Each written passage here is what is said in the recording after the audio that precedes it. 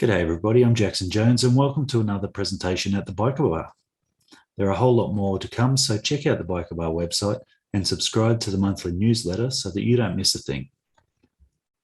With us today at the Biker Bar is Ken Condon, author of Riding the Zone and Motorcycling the Right Way, to talk to us about an extremely important topic in terms of staying upright on your bike.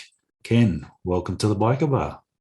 Do you want to tell us a little bit about yourself and how you got into motorcycling and training and that kind of thing? Sure. I love talking about myself. My dad, he was in the military, and he had, when he was overseas, bought himself a motorcycle to get around. And when he came back, he had this motorcycle, and we all sort of were really thrilled to see it. And as we got older, he bought my brother and I some mini bikes. So we learned, how to bounce off rocks and everything when we were young, and learned how to fix things that broke. And so we got into motorcycling that way. And then it got, we got deeper and deeper into it from there. So we got bigger mini bikes, started riding dirt bikes, and this is all in the 70s. Yep. And then I went on to start racing, road racing.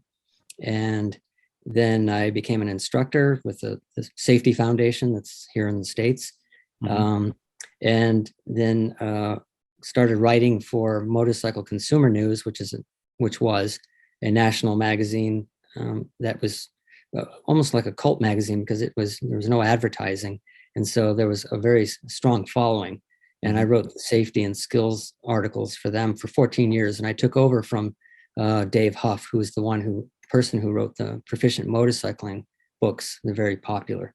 So from there, I then wrote for Motorcyclist magazine, which was one of the largest magazines in the States. And now they're online only. And so that relationship ended. But along the way, I've been racing off and on and running track days. That's been another big part of my motorcycling career. So for the last 25 years, I've been running track days that were, again, for street riders, and that they can come and ride their bikes on the track and learn how to ride better. And now what I'm doing is I have a street training school that I call Riding in the Zone. We do advanced parking lot courses as well, and also track days. So we do non-sport bike track days. So that's the difference, that once we moved away from the regular track days. So now I run these days that are in the Northeast of the United States. So up in Massachusetts, Connecticut, New England. Mm-hmm. And so that's what keeps me busy now. And the street training is, as it says, I bring students out with me on the road, small groups, and we use communicators, and I train real time with them on the street. And it's been very satisfying. I mean, to make one of your passions your job, can't argue with that. So that's been going on for quite a while now. So yeah, and then I'm also traveling, motorcycle traveling. I had done a bunch of press releases, so bike launches. When I was with motorcyclists, they'd send me to Portugal or Spain, and I would test bikes and come back and write about them. Yep. And since then, I've been traveling more with Beach's motorcycle adventures. And they're out of the States, but they do adventure touring in Europe mostly. Yep. And they've done New Zealand before, and I think, and Isle of Man. So they do some unusual ones off and on. But I've been to Italy with them twice, and I'm going to Sardinia and Corsica with them in next week. Yep. So I'm excited about that. Yeah, nice. Kind of a junkie. My daughter rides, my wife rides. So it's pretty deep in this family here. Yeah, cool. And so today you're going to be talking about, you're going to give us the 10 tops tips for skillful cornering. It's very important if you want to stay upright on your bike. But I guess it's one of those things that not everyone necessarily thinks about. Nope, they don't. We tend to learn how to ride a motorcycle. What we're really learning is how to operate a motorcycle. And what I mean by that is, at least here in the States, when we train somebody who's a brand new rider, they learn in the parking lot, which makes sense. That makes total sense. But they leave with a card together, an endorsement, And that oftentimes is perceived as I don't need to learn anything else because I have this card from an instructor that says that I passed the test. And unfortunately, that's really just saying that you can operate the motorcycle. To ride a motorcycle is a lot more involved. Riding a motorcycle has much more to do with your mind, your attitude, and more advanced physical skills than just getting your endorsement. And the problem is that a lot of folks who I talk to and I say, have you ever considered training? They say, well, I don't need training. I've been riding for 30 years. And we hear this all the time, but the reality is that most people have 1 year of training or experience or skill repeated 30 times. And the first year we tend to learn most of what we know, and then we go and we just repeat it, including bad habits. So, and we don't know what we don't know. So we end up repeating those habits and reinforcing them. And then it just gets worse and worse. And the easiest people for me to train are newer riders. I'm not saying new riders, newer riders who haven't had their habits really deeply ingrained. The rider who's been riding for 30 years is a little more of a challenge because it's in their muscles and their senses of how they do things and their timing, for instance. It's hard to break through that. And so it takes a real concerted effort for them to follow some of the techniques that we'll be talking about tonight and to adapt them into their everyday riding. It takes some discipline for sure. Yeah. You've got a presentation for us. Yeah. So I might let you open that up and take it away. Okay. Okay, I promise this won't be a whole bunch of slides with bullets. I hate those. I think most people do. Okay, so this is going to be talking about what I call the top 10 tips for cornering mastery. Are there more than 10 tips? Absolutely. But the ones that we hit here are the ones that we find are most lacking in accident-involved motorcyclists. So when I talk about this stuff, you probably know what I'm talking about, but I'll be talking in a more advanced level so that I'm going to be introducing maybe some concepts that you're not clear on. And that's where if you have questions about this later, we will definitely want to answer those questions for you. Okay, so let's start off. First thing I want to do is I talked a little bit about who I am, because when I see a presentation, I want to know who's giving me this advice or information and make sure that there's credibility behind this person. So this is just a visual of what we were just talking about some of my experience. Magazines I've written for. My family in the upper right is, that's my daughter and my wife, and we all ride together. This is me testing in Portugal, training on the racetrack. I do personal training there. That's my website is on the bottom, and I'll talk a bit about that. I have a YouTube channel also, and then instructor, and again, the books are on the bottom. So why are we talking about cornering? There's other things to talk about when it comes to motorcycles. And when you talk about, people give you stories about their mishap, and oftentimes it's that SOB who pulled out in front of you, the other guy, and that's real. That stuff is absolutely an issue. But I want to talk about cornering because in this case here, this was the United States in 2019. The statistics were that 53% of deaths involved only the rider, which is a single vehicle crash, and that resulted in a death, and it was just a failure to negotiate a corner. Now, that number, the percentage changes every year, hovers around 50%, but I've seen it as high as 70% in the Pacific Northwest 1 year. I think it was about 5 years ago. So this is real significant. And it's something we can really do something about. Some of the things that happen when we're involved in multiple vehicle crashes, the other guy, there's certainly a lot we can do, and that's another conversation, but this is something that absolutely we can manage because it's just us, our ability to handle a motorcycle in a corner. So that's why we're focusing on this tonight. Now, this is what is the typical scene of somebody who is over their head. They've come into the corner, pointed in the oncoming lane. Thank goodness there's not a car coming the other direction. Again, those of you who are Australian, you would be on the other side of the road, but follow along with me here. That the reason this rider is out here along the center line and not over by the white line, which is where they would want to be over here, there's many factors. And a lot of it can be reading the road, and we'll talk a bit about that, but also just misjudging the corner, which it starts with not being able to read the road well, making assumptions, and then entering the corner too fast. That's sort of the basic problem that usually, where the problem usually starts. But there are other things as well, which is lane positioning and vision, which is huge. Again, all of that relates to reading the road and then knowing what to do about it. Now, you can also see, I want to point out that this rider has their brakes on right in a point where your motorcycle really wants to be accelerating, not stopping. So now this person is even challenging the motorcycle to handle a corner incorrectly. So they're doing the wrong thing at the wrong time, and the motorcycle has to deal with it. So the rider is the problem here, not the motorcycle. So to fix this, that's what we're going to talk about, some of the strategies. Now, you're also going to see things like this at times. And why did this happen?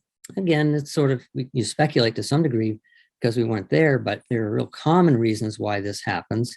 And again, it's in this case, there may be just overriding the ability of this particular motorcycle. So the rider might feel quite comfortable leaning a motorcycle, but that maybe this isn't their bike, or that they're just pushing it along, peer pressure. There might be other riders here. This is Deal's Gap, I believe, down in North Carolina. And a lot of factors that come into play. But really an important one is being able to use good judgment. And this is probably a bad judgment situation here. The corner is obviously tight. The rider went in, too fast for the motorcycle's ability, perhaps for the rider's ability too. But at this point here, the thing's grinding down and it's getting levered off the road. So the crash at this point is happening. How it happened, we don't 100% know, except bad judgment was certainly involved. We can pretty much count on that. So let's talk about number one. Let me find my thing here. Yeah. So enter turns slower than you exit. There's a term that we use in the street training profession that was coined by Eric Troe, who writes for Rider magazine, which is slow in, out with a grin. And the idea being that if you exit the corner faster than you enter, you're doing the right thing. But there's more to it than that. But as a fundamental concept about how to manage the dynamics of a motorcycle is that you want to drive out of corners. So as soon as you tip into the corner, you now want to transition from slowing to going. And you want that to happen somewhere around mid-corner at the apex. If we we'll talk about cornering lines in a bit. But that if you're coming into corners and you're charging into a corner and then you're slowing in the corner, you're doing it backwards.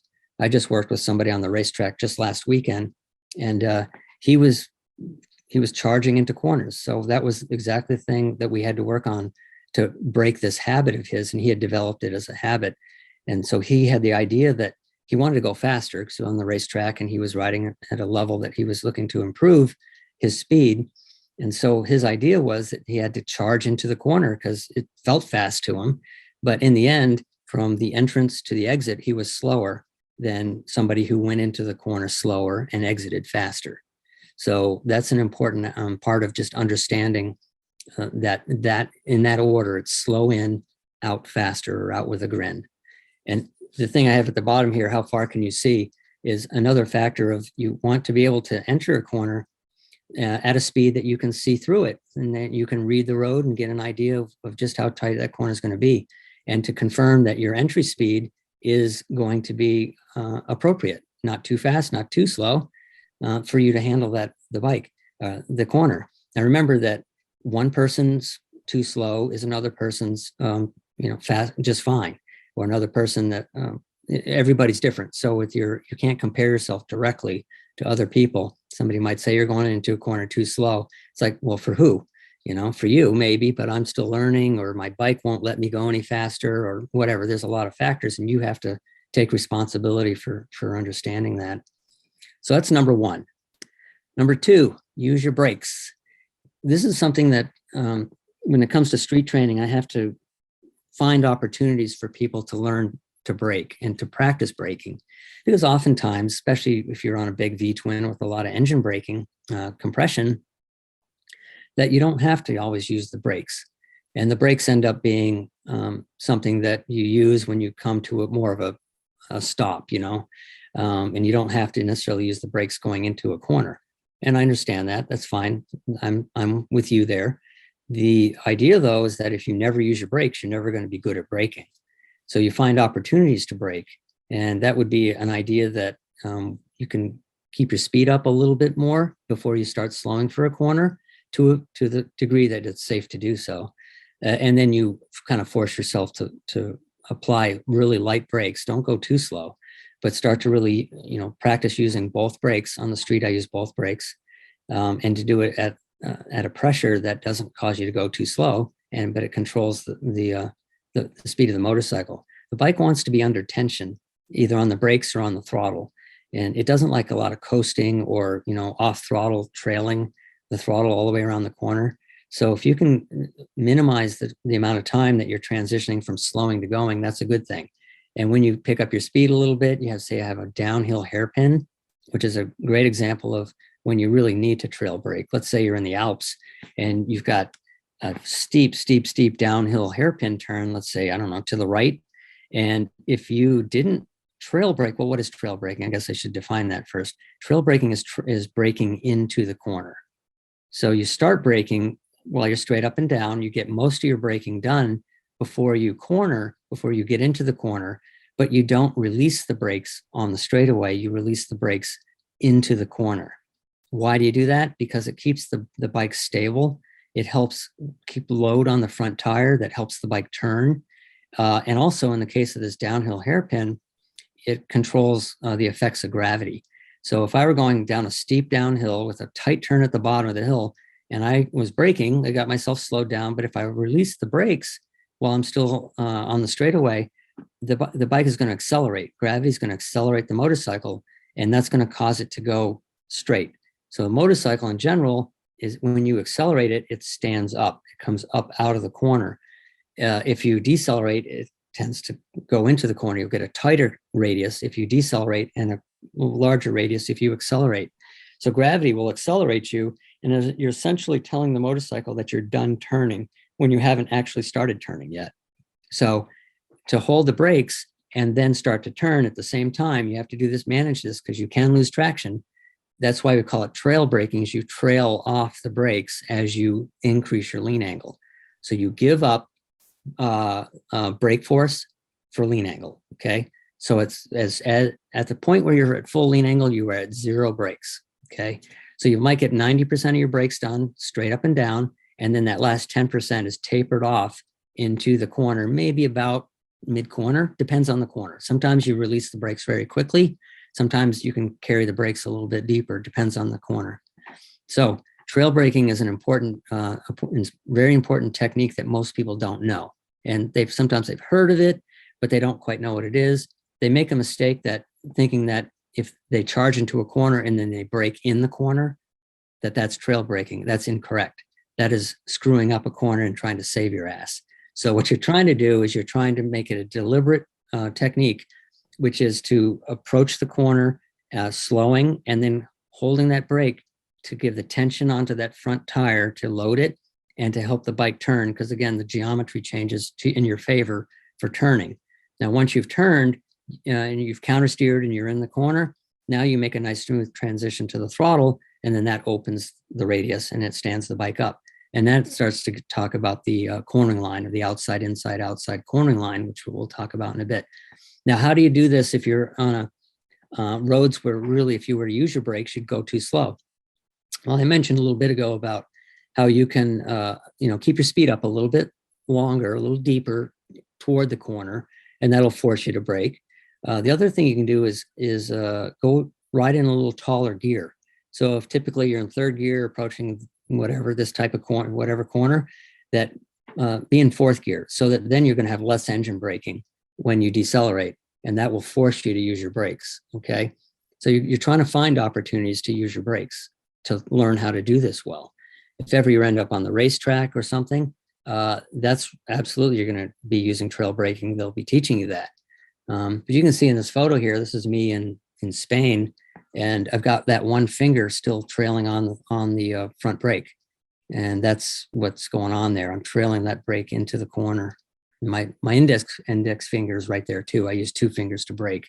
And then the other 2 fingers, my ring finger and my pinky, are on the throttle, and I can transition off the brakes and on the gas in one smooth action. Okay, so we're talking about some kind of now higher level physical skills that'll help you it's a tool that you would use to help you manage cornering. And trail braking is a critical one, that when you get into a corner and let's say you got off the brakes and then you counter steer and everything's going fine because it's not a downhill hairpin, it's flat. And then you come around the corner and then there's something in the road that you need to stop for or to slow down for. You have to get back on the brakes.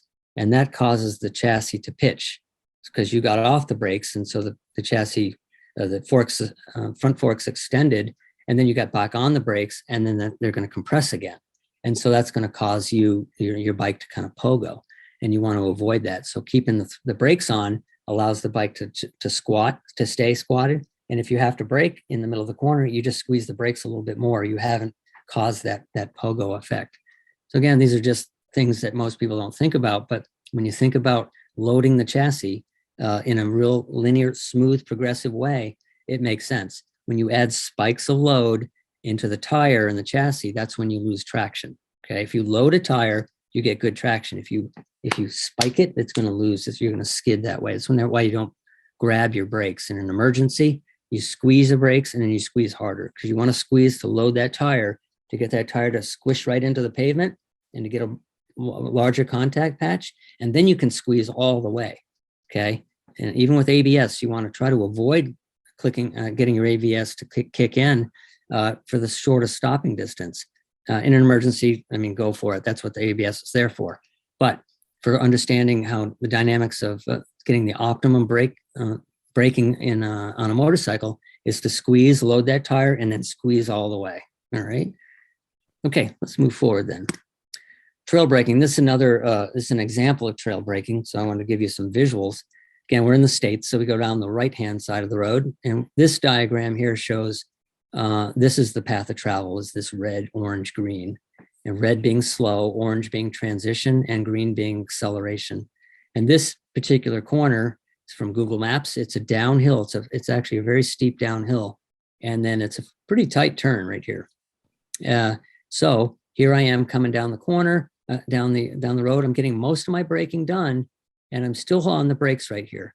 And now I'm starting to taper off. It's starting to turn orange right here. So I'm tapering off the front brake and the rear brake a little bit. I'm using both brakes.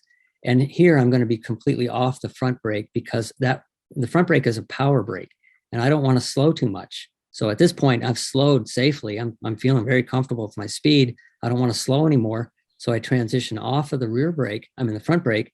But this is a technique that I find very helpful and isn't taught very often, is that you maintain the rear brake into this area here, and it helps the bike hook around.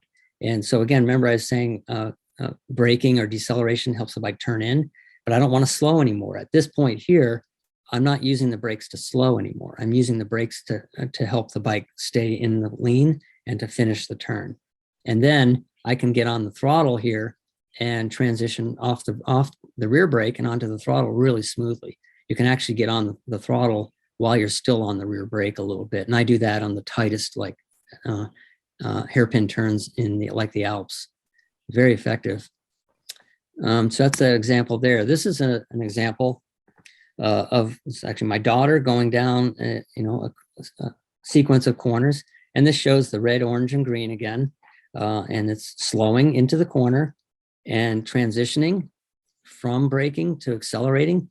Every corner you want to drive out of, even if it's a little bit. Now, she's obviously not going to get on the gas hard here because this is downhill, and there's another corner coming. But she wants to be on positive throttle here.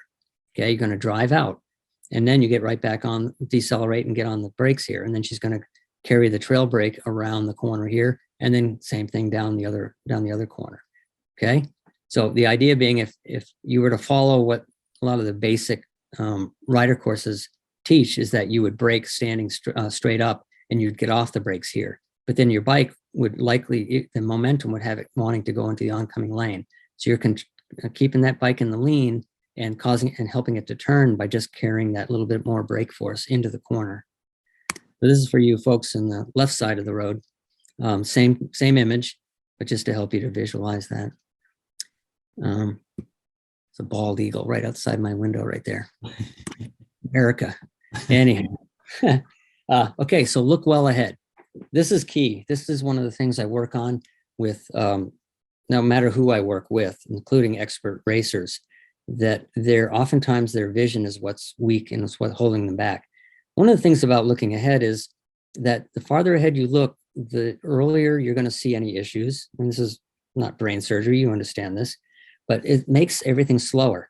So when new riders tend to look down, they tend to look in the near distance, which is not very far in front of them, and everything seems to be coming at warp speed.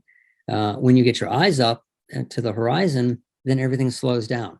So by training yourself to keep your eyes up, that is right, automatically is going to gain you confidence. Also, it will help you to see clues that you need to see when it comes to reading the road.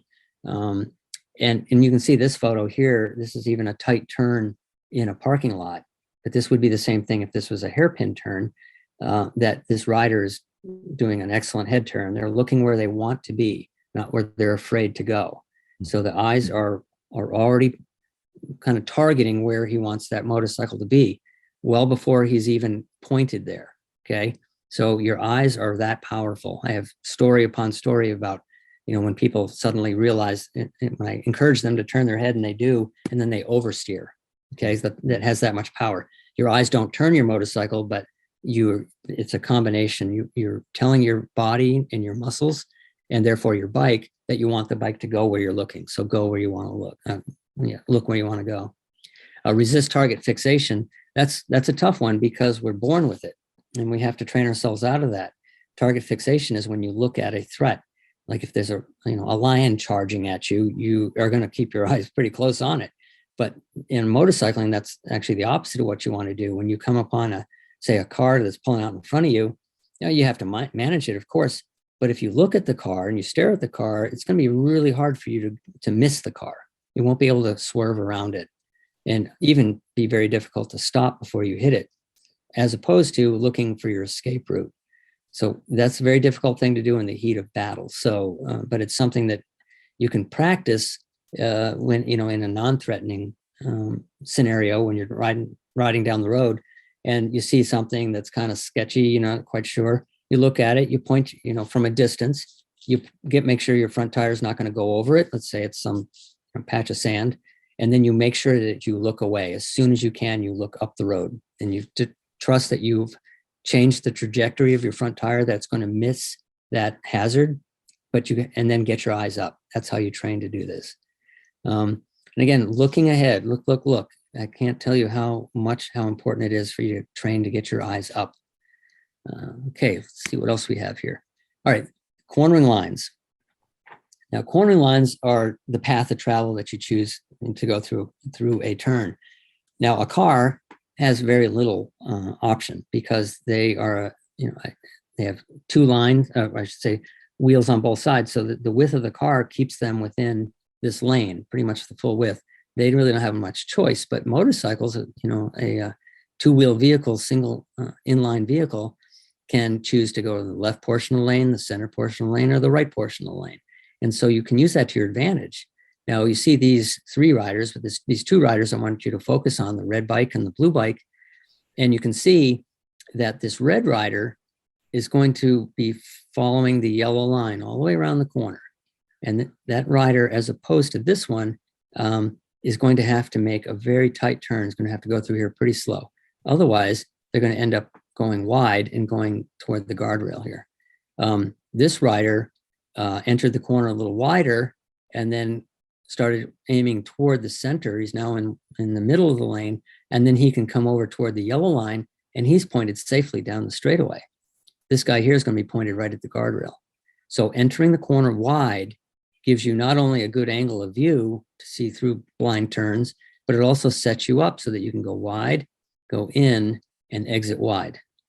all right, or at least exit in the middle so that you're pointed safely down the road. So of the two riders, I would absolutely want to be the red rider, the blue rider here. Okay, setting up wide, turning the bike, and keeping it tight. Here's an example. What happens? That photo we just saw was a single corner. This is more like real life where you have sequential corners. So both riders, the blue and the red rider, they were on the correct path at the first corner. The problem is that the red rider treated this as a single corner, so it went outside, inside toward the apex, as we call the apex is the innermost part of the turn, and then exited wide like you would do if this was a single corner. But he didn't recognize that there's a switchback, so the road's going to go the other direction. So the ideal line then is outside, inside, inside, that then turns to outside for the next corner. So the red rider is now crowded. They're in the wrong part of the corner for a left-hand turn where they want to be out here where the blue rider is. Now, if they were able to fix it magically and get back on the blue line, that would happen here, but that doesn't generally happen. The rider's momentum is going to carry them over to here. They would have to do a rather dramatic maneuver here to get back on the blue line. And again, that's at a point where the bike wants to be accelerating right here, and you would have to be braking or certainly decelerating. Now notice that this is a typical crash location. Riders don't generally crash at the beginning of corners or in the middle of corners. They crash at the end of corners or exit of corners. And that's why. It's because you end up, same with this here. If this rider were to start heading toward the guardrail, he's not going to crash over here. He's going to end up hitting the guardrail over here. So that's very typical. And then it gets worse. So it gets compounds if you don't get things squared away. It just gets worse and worse. So this means you have to be looking ahead and reading the road so that back here you see that the road is going to change direction before you exit this corner, and then you are able to understand that you need to stay to the outside, or in this case the inside, and that turns to the outside of the corner. Okay, so that's multiple curves and that's cornering lines. This is why it's important to do this. Okay, number 5, counter steer with authority. So how we get our motorcycle turned is using the handlebars. And how we do that is by counter steering. And counter steering, what it is upsetting the balance of the motorcycle. That's sort of a way of describing it. A lot of folks say that, well, when I ask them, how do you lean your motorcycle? How do you get into a turn? They're not sure. They're a little vague about it. They sort of think they use their body and do this stuff. And I just tell them, it says, I could ride your motorcycle. It weighs 800 pounds. I weigh 150 pounds. How much is my body weight going to affect that motorcycle at, say, 60 miles an hour? Practically nothing, 0. It'll drift a little bit, but that's all. So it's all about the handlebars. You're steering the front contact patch out from under the center of gravity, and that causes the motorcycle to fall, controlled fall into the corner. And you lean the motorcycle into the corner in the direction you want to go. So how you do that's why you might have heard press left to go left. What you're doing is if you think about it as steering, you're steering in the wrong direction. That's why they call it counter steering. So you're steering the bike right to go left, because again, you're upsetting the balance of the bike. And so it's all about handlebar pressure. Now you can push on the handlebar, on the inside handlebar, or you can pull on the outside handlebar, or you can do both, and that would be power steering.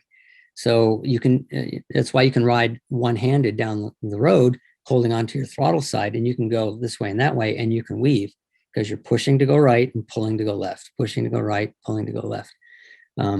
So that's really what that's about. If you don't understand this, this is something you're doing it already. If the day you rode a bicycle, you were doing this.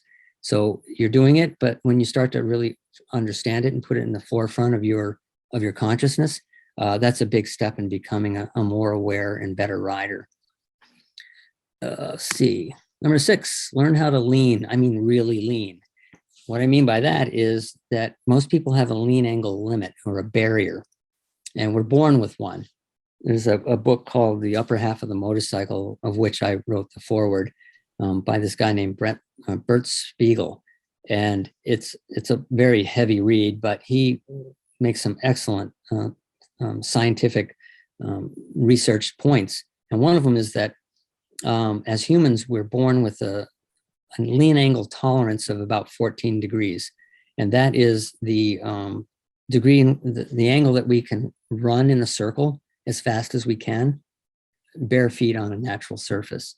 And so that is, that's where our mind is sort of goes back to our ancestors. That's all we've got. So that's why when you put a passenger on the back of your motorcycle who's never been on a motorcycle before, and you lean into the bike, into the corner, what do? They freak out because you've leaned past that 14 degrees. So we have to train ourselves to feel comfortable leaning a motorcycle up to, 40, 35, 40, even 50 degrees, depending on your bike and what you're doing. So you have to learn to break through that lean angle barrier, and everybody has one. Now, you've been riding a motorcycle for 30 years, you've been leaning, you've been doing this, you drag your floorboards. Okay, good. That's great. But that's your lean angle limit. Unless you get on a different motorcycle that allows you to lean more, you're pretty much going to be stuck there. It's sort of in your muscle memory. So one of the things that you want to learn to do is, if you can, bring your bike to a parking lot and do circles and lean more than you have. Go left and right so you don't get too dizzy, and get that motorcycle to lean over and relax and trust the tires. That's the sort of thing you learn on a racetrack. This is actually a photo of a guy on a racetrack at one of our non-sport bike days. And all day long, you're just leaning the motorcycle more than you have before. And you just learn an awful lot about your ability and the ability of your bike and its tires. Okay, so it's critical that you learn to lean, because you'll get into a corner one of these days and the turn, you misjudged it. The turn is going to tighten more than you expected. And you can do one of two things. One is you can react in a way that will upset the chassis more, which is to brake and chop off the throttle and probably then panic, stand the bike up and go off the road. That's what most people do. If you're really good at leaning and you've got more lean comfort in reserve, then you will lean more. But if you've never done it before, you likely won't. You'll stand it up and go in the oncoming lane and panic, grab the brakes, fall down. So that's why it's important for you to learn to lean as far as your bike will let you safely. Okay, developing a traction sense. I mentioned about trusting your tires. This is really key, that you understand that there are limits, obviously, but with a certain tire at a certain temperature on a certain type of pavement, whether it's smooth pavement or if it's got a rough aggregate, your traction is going to vary, and you have to understand that, and you have to be able to predict, whether you have enough traction or not. And when it comes down to it, you have to actually learn to feel that traction. You have to feel the contact patch on that surface and get an idea of just how much traction you have. And then that will key you into the idea of just, well, how much braking can I give it? How much throttle can I give? How can I lean more safely to do so? Do I have to do anything else, that will help me to manage this corner? These are more advanced questions that you have to ask yourself. When you're on the racetrack, you get to answer, you get asked that question a lot. And so by your tires, say, how does that feel? Does this feel okay? Well, this feels good. Okay, let's lean a little more. And you're going to get a sense of that. Now, granted, you get out on the road and it's a rainy day and it's cold and the asphalt is slick, it's kind of glossy. Yeah, you have to understand that there's going to be less traction. But you can also learn to feel how much traction there is. This particular photo, this is of me on the racetrack on my Tiger 800, and the tires I have on there are 90-10 tires. So they're kind of adventure tires. They're really not intended at all for sport riding. So when I took it out, it was kind of a cold day. The first lap was very sketchy. I really had no confidence at all, to the degree that I was going to come in and say, listen, I just want to ride a different motorcycle. This isn't going to work at all. Then I said, wait a second. I know what happens when tires get warmer. And so I went ahead and I stayed out there another lap. It got better. I felt more confident. I could feel the tires were much more stable. And at the third lap, I was all heated up, ready to go. And I actually dragged my knee that session on that bike, on those tires. And you never would have guessed. But it just shows you that that I could feel that the tires were in no way in any condition for me to lean any more than I really was. So that's what caused me to kind of go, this isn't going to work. But then I understood that a little more heat and I'll see how they feel. Okay, feel better. Okay, we're going in the right direction. Good, heat them up a little more. And the tires felt great. And so off I went and I had a great time. But that traction sense is a keen sense. And what is it? Well, it's hard to describe, but it's that feeling of vagueness, like in your handlebars. If it's just not feeling like it's hooking up, that's all I can really describe it. It becomes something that you experience and then make a note of, and then that will serve you in the future. You get it a lot when you're riding more on the edge of the tire a lot, on a racetrack. Mm-hmm. How much difference does it make if you've got the right tires, and what are the right tires? That's a good question. So there's modern tires now are really good. You almost can't go wrong with, as long as you get the right tire for the job. But even so, they have such a wide range of usefulness as far as, they'll ride on the gravel, they'll ride on pavement, they'll ride really good in the rain. So there's a whole lot. When it comes to street riding, I don't really blame tires much at all, unless they're worn or unless they're underinflated. Now we got some issues, and that's something you can easily manage. Don't be cheap on your tires. Not that you would be, Jackson, I know that, but for our audience.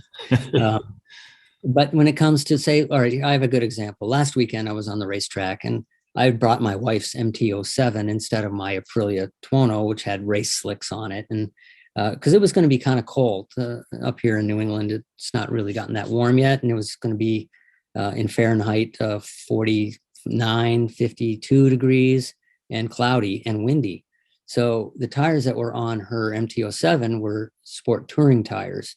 And they have a wider range, temperature range than the race tires. So I figured, all right, that's a good plan, that they'll warm up quick enough and they'll be okay. They're not going to be nearly as sticky as the race tires, but they'll warm up quick and they'll be within the operating range that they're designed.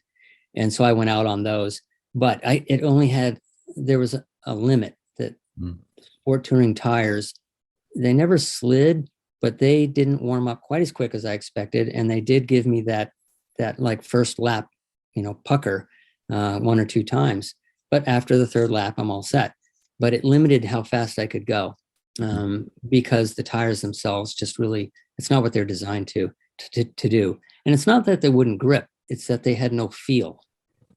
So sport touring tires are designed to manage distance and to manage potholes. And so that they're designed for something different than performance riding. Will they do it? Yeah. I went fine. I dragged my knee on the bike once, I think twice. Normally I'd be dragging my knee all day long, but that just goes to show you that my traction sense said that I wasn't going to be able to push this bike on these tires. But they were fine for somebody to manage going around the track, at a good pace, but not at what I consider a fast pace. So that's one example. While we're having a little break here, we've got a question that's come in. It says, on a bike with a high lean angle limit, for example, a cruiser, how does pushing the bike up by having your body slightly off the seat and leaning into the turn help to get it around a tight corner? Okay, good question. I do have body position as I think number 10.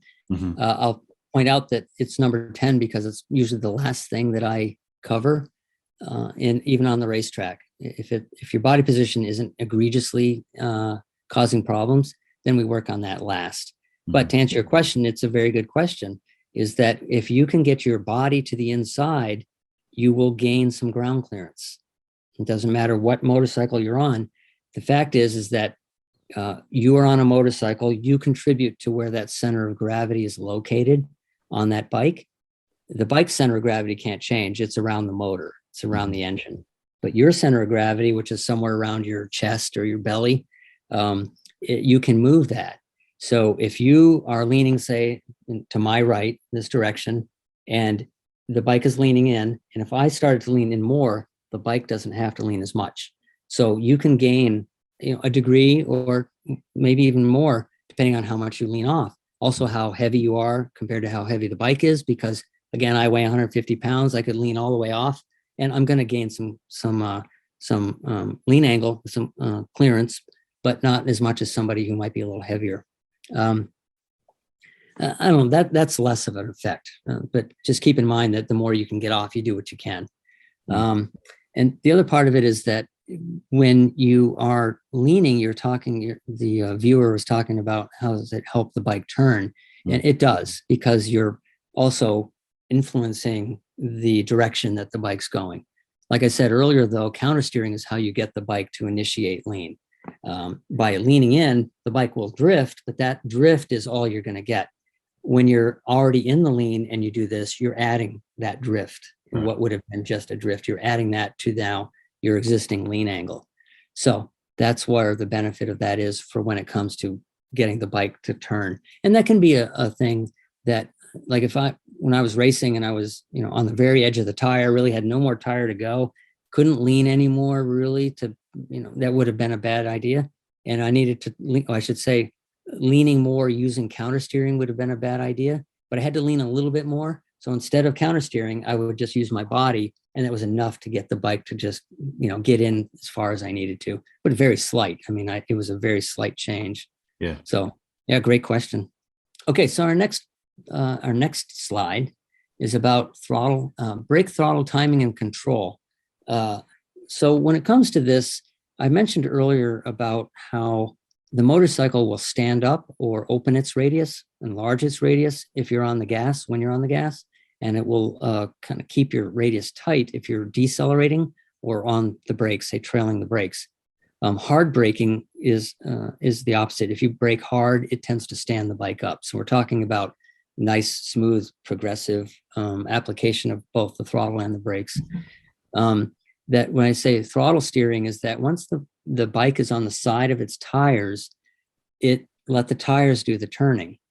And by that, I mean that if you think of a tire as a coffee cup, like I'm talking about, like a styrofoam cup that's empty, and you put it on its side and you push it, it goes around in a circle all by itself. That's half of your motorcycle tire. So when your motorcycle tire, here's when we're on the highway, it's the contact patch, contact point, it's in the middle. But when you go on a corner, it's over here. This is a smaller circumference of the tire as opposed to here, which is a bigger circumference.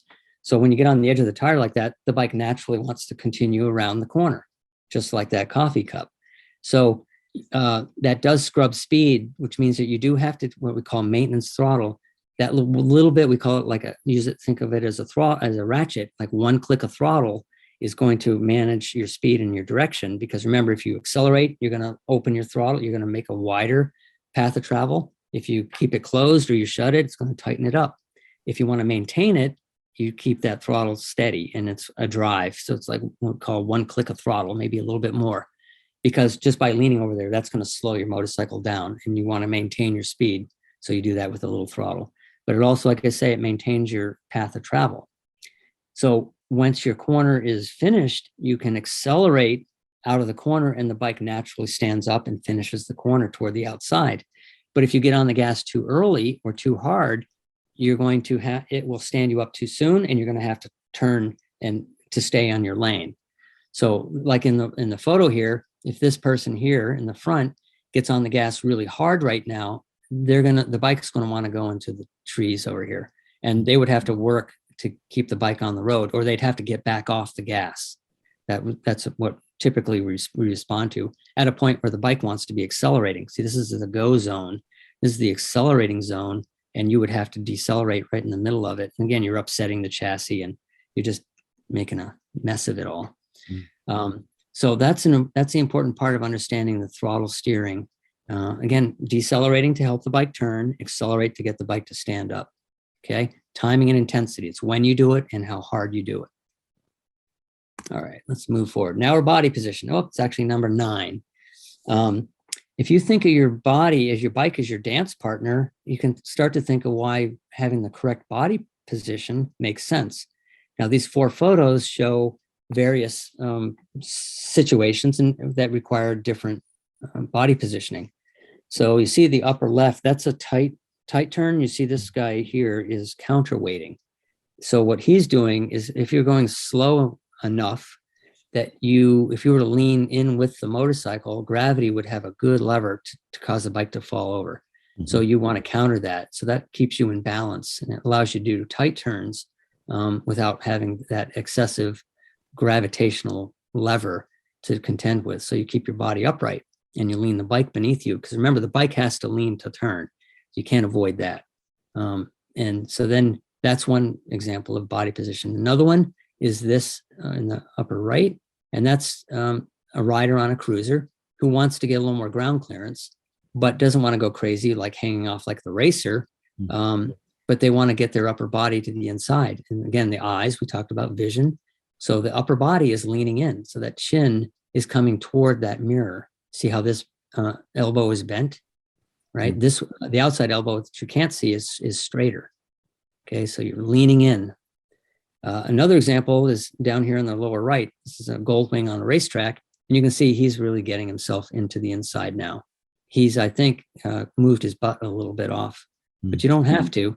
If you just, when you rock, move your upper body to the inside, you're going to feel the inside edge of your seat. You're going to weight the inside edge of your seat. So your inside butt cheek will get more pressure and the outside butt cheek will get lighter. So it's a natural thing that'll happen once you start to get your body involved and you're leading your dance partner. Now the racer in the lower left is getting as much ground clearance as they possibly can by moving their body well off the motorcycle. And you can see the arm here, see how this one's totally bent. This one's almost straight. But of course, one of the things you want to know about body position is you want to position yourself so that you're always, as much as you can, have the pressure on your handlebars to be as light as possible. So that's why this elbow is bent. It's actually resting on the gas tank. That's the technique for riding a sport bike in the racer position. So the elbow comes down. If you see the MotoGP riders, their elbow will come down even more and they'll be dragging their elbow. So this rider's dragging their knee. And the reason we do that is because it's a gauge. It's just a lean angle gauge. You're really not holding your bike yourself up by it at all. You're just sliding. That's a nylon puck. So it gives you a gauge about your lean angle.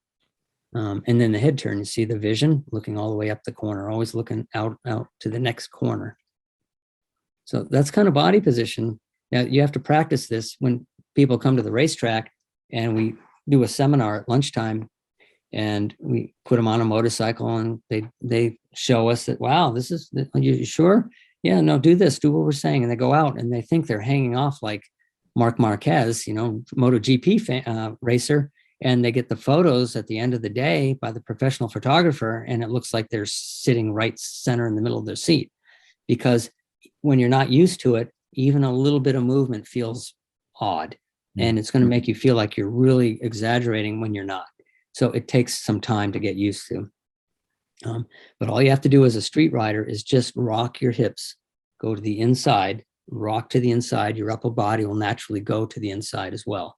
Okay. And always try to keep yourself so that your arms are loose. I see a lot of cruiser riders riding with their arms out like this. And when it comes to counter steering, you're kind of locking yourself in. So you kind of get yourself scooted up a little bit and you get your elbows bent. Now you've got a lot more control. Okay, number 10 is get training. Now, this is something that we started off talking about. It's a rider who's been riding 30 years. In reality, has 1 year of experience, repeated 30 times. Very, very common. People think they're better than they are. That's the Dunning-Kruger effect, where scientifically it's been proven that when you're surveyed, most people think they're better than they are. Except if you're really, really good, and then you tend to think you're not as good as you are. Curious. So we want to be at a point where we actually have learned so much that you imagine or you think that there must be a lot more to learn. And you are, you can only be an intermediate, when in reality you're an expert. Well, that's a very few number of riders fall into that category. Most of us we've been riding for a long time, haven't gotten into any significant mishaps lately, and you figure that's it. You don't need any training. That's unfortunate, because the training part is that you won't know how little you know or how much more there is to know unless you get some training from somebody who really is qualified to do that. And here we've got, 4 examples. It doesn't have to be, formal training, but it doesn't take a whole lot to get yourself in front of the eyes of an instructor to give you some feedback. This guy up here is reading my book. There's a lot of good information in there, but I will say that reading does not make you a better rider. Applying what you read makes you a better rider. Okay. Very important. This is coming from somebody who's written 2 books. Reading my books will not make you a better rider. Applying what I wrote and what you read will make you a better rider. All right. So parking lot courses, I run, advanced ones, but there are a lot of them around. You learn a lot in a parking lot as best you can. I mean, a lot of the parking lot courses are quite basic, but that's the place to start, And if you're in the States, every state has their program, or most do, and they offer a parking lot course for inexperienced riders. And then there are others. There's like up in the States, we've got like Total Control. Ride Like a Pro is one that's like the motor cop training. So there are others. There are some around that can really benefit experienced riders. The racetrack, Jackson and I were talking about the opportunities for riding your cruiser on a racetrack are pretty limited. In the States, we were the first ones to do it, and now it's becoming more popular around different parts of the country. But that's a concentrated, intensely fun way of really experiencing what your motorcycle and yourself you can do in corners. And the street training is, unfortunately, there's not a lot of that. I'm the only one who does it in the Northeast of the United States. And there's one person that's in North Carolina, was a person in Pennsylvania, but there's only a handful of people. So there's not a lot of people doing street training. What I mean by that is that I hook my students up to communicators and I coach real time. And so we talk about all the things we've been talking about, timing and cornering lines and trail braking and reading the road. I didn't talk a lot about reading the road, but the whole thing is you put this all together and you do all these things and you're going to be able to give yourself the time to be able to read the road and see what's coming up so that you can approach the corners at the right speed for you and for your motorcycle, that you can navigate that corner correctly, which is slow in, out faster, out with a grin. Okay, so this is just, pitching my thing that I've already been talking about. It's an example of the non-sport bike track days that we do. Again, we're in the Northeast, so we have folks from all around the world here, and hopefully maybe you can find some local track day organization that would be willing to get your club, accommodating your club, and have them come, get an instructor, make sure you have good instruction instead of just riding around repeating your mistakes. It's always better to make sure that you get somebody that's going to guide you. Parking lot training. This is my advanced parking lot training. We talk all about all this stuff, including body position. And street training. This is my street training. I also video my students, and this is a clip from a screenshot from a video.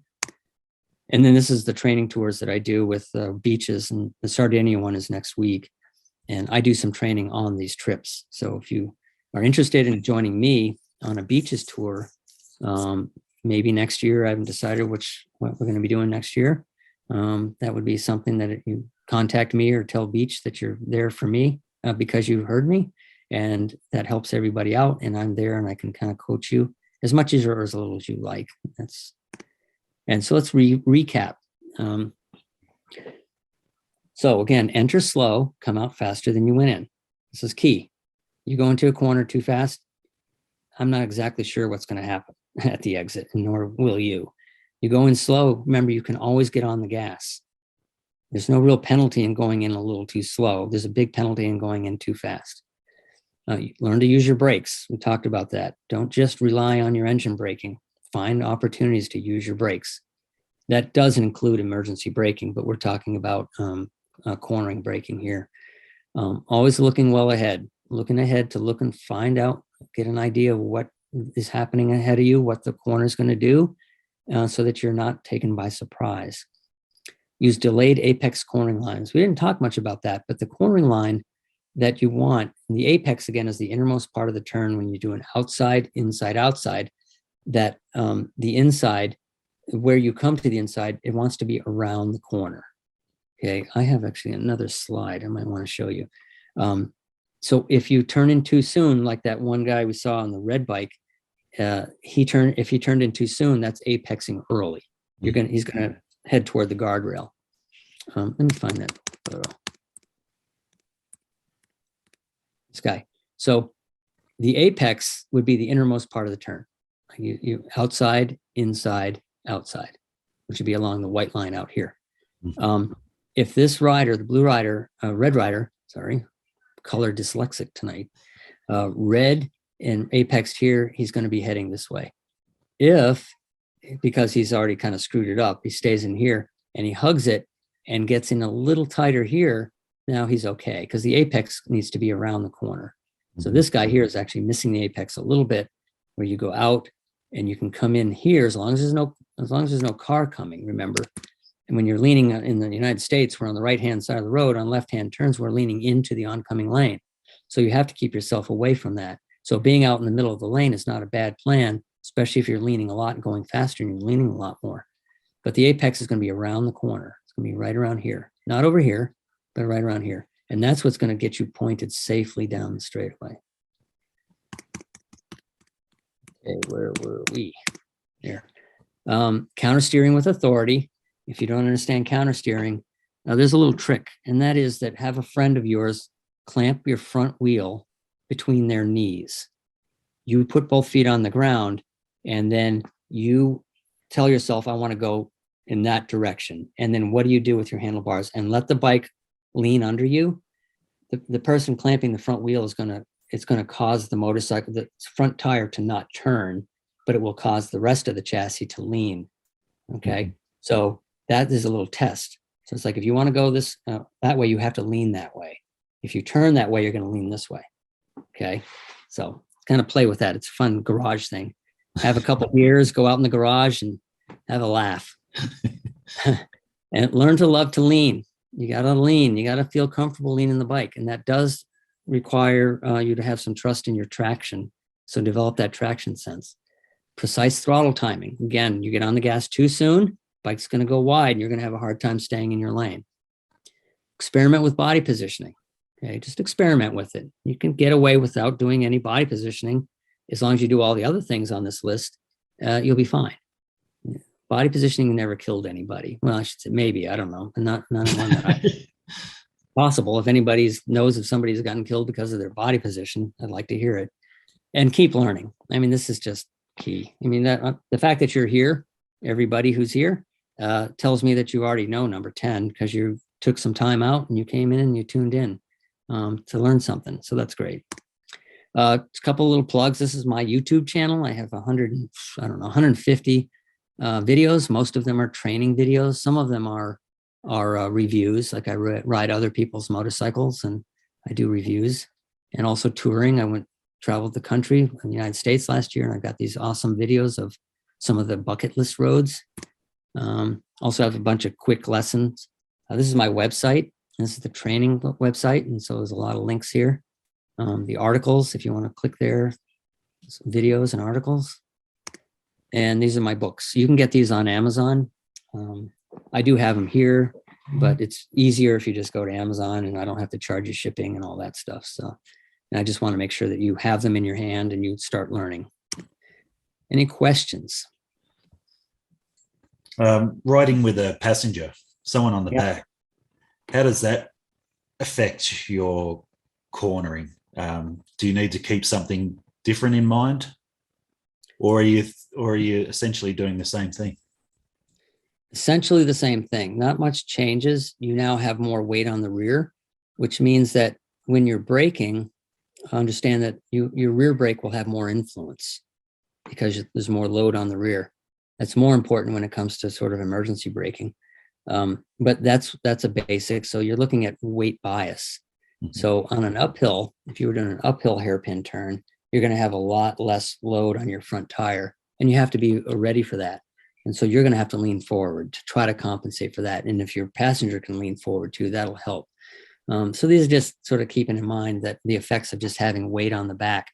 As far as the actual techniques, you're still going to counter steer. You're still going to go in slow, come out faster. Vision's going to be the same. Your body position could be a little different. We just talked about that going up the hill. As far as leaning, remember, you really need to train your passenger. So the first thing you really want to do, especially if a rookie passenger, somebody who hasn't really done much or any, is you got to take them to a parking lot and just get them used to going around corners, right? Also feeling what it's like to come to a quick stop, because they're going to slam into you. They're going to, so they have to be ready. They have to be have a feel for just what it feels like to have to brace themselves. And you also have to educate them about where to hold on and where to keep their feet, and not touch, this hot thing here. And all that stuff makes for happy passengers. But when it comes to controlling the bike, you want them to be as invisible as possible. My best passenger, my wife, she's a rider. She just knows to be invisible. She knows to be just floating back there. And that's the best thing. And then you can just do your thing and not really manage it, not have to worry about it. I've had passengers on the racetrack. Some are really, really good, and which means that they know what to do to relax and lean into the corner. And then some are petrified, and it just is almost can't get around the corners at all. So train your passengers. Mm-hmm. Can you touch on a little bit about the pressure or how you would use the front brake around a corner? When I train people on the street, I pretty much say both brakes. Use both brakes on the street. On the racetrack, we use just the front brake typically, because the rear brake is not very useful when the rear tire is barely on the ground when braking hard. But when it comes to the street, use both brakes. You brake into the corner. So you're getting your slowing done while you're straight up and down. The last 10%, 8%, whatever, 15, in that general area, that's when you're finishing your braking. So you're actually releasing the front brake as you increase lean angle. Right. You're releasing both brakes, but let's talk about the front. But what you're talking about is when you kind of go into a corner hot and you then brake, like while you're leaned, you brake hard while you're leaned, and I'm talking about braking hard, it will tend to stand the bike up because the contact patch, the load, and the torque that's at that front contact patch is going to counter steer the bike up. Okay. You don't want to do that. But a light braking, like you saw, I had one finger on that brake, that will cause the bike to stay in. Brake hard out of like a panic, and the bike will want to stand up. Every bike's a little different. I will point out some bikes don't stand up that much. Some bikes will stand up quite dramatically. Cruisers with really fat front tires, they tend to stand up more under brakes. So it's just the geometry of the bike, also the rake of the forks and stuff. So the key is, though, use the right technique and you won't have the problem. It's slow into the corner, tapering off the brakes as you increase your lean angle, and then transition to the throttle. Yeah. I think, like you said, it's all about practice, isn't it? And taking that time actually on the road to test things and in a safe way. Yep. And understand that it's not brain surgery. It's really that slow in, whether you use the brakes or not, even if it's deceleration, your timing of your acceleration from your deceleration has to be right.